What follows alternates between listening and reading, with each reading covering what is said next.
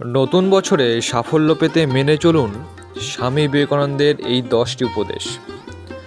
দেশের যুব সম্প্রদায়ের কাছে আজও আদর্শ স্বামী বিবেকানন্দ।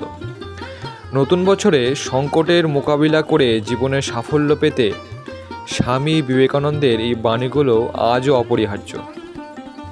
জীবনে যখন কঠিন সময় আসে তখন সাফল্য অনেক দূরের বস্তু বলে মনে হয়। সেই সময় ধৈর্য আমাদের ছেড়ে চলে যেতে শুরু করে, কিন্তু জীবনে স্বামী বিবেকানন্দের বাণী ও অমূল্য উপদেশ মেনে চলতে পারলে সাফল্য অর্জন করা সম্ভব।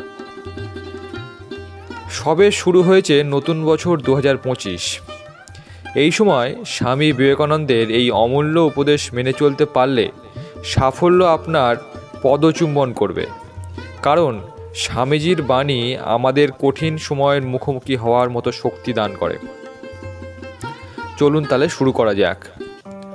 কোনো কিছু শেখার জন্য মনঃসংযোগ করা সবচেয়ে জরুরি, আর মনঃসংযোগ করতে হলে ধ্যান করতে হবে।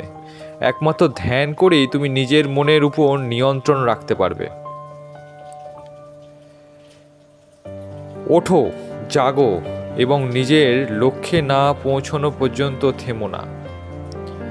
যতক্ষণ প্রাণ আছে ততক্ষণ পর্যন্ত নতুন জ্ঞান আহরণ করতে হবে। অভিজ্ঞতা আমাদের জীবনের শ্রেষ্ঠ শিক্ষক।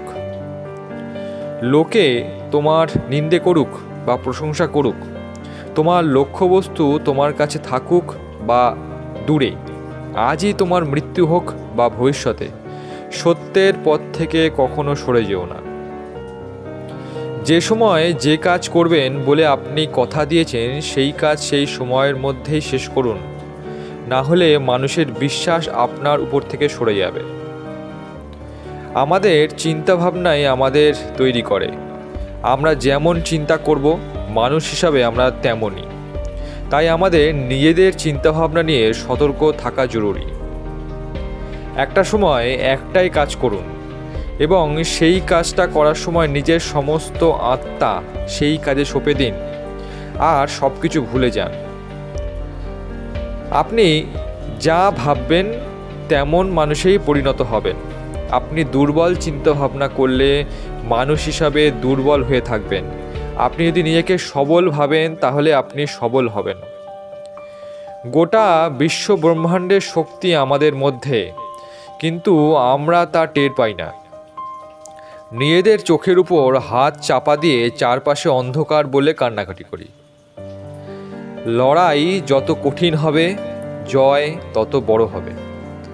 আজকের ভিডিওটি আপনাদের কেমন লাগলো অবশ্যই লাইক, শেয়ার এবং কমেন্টের মাধ্যমে জানাবেন।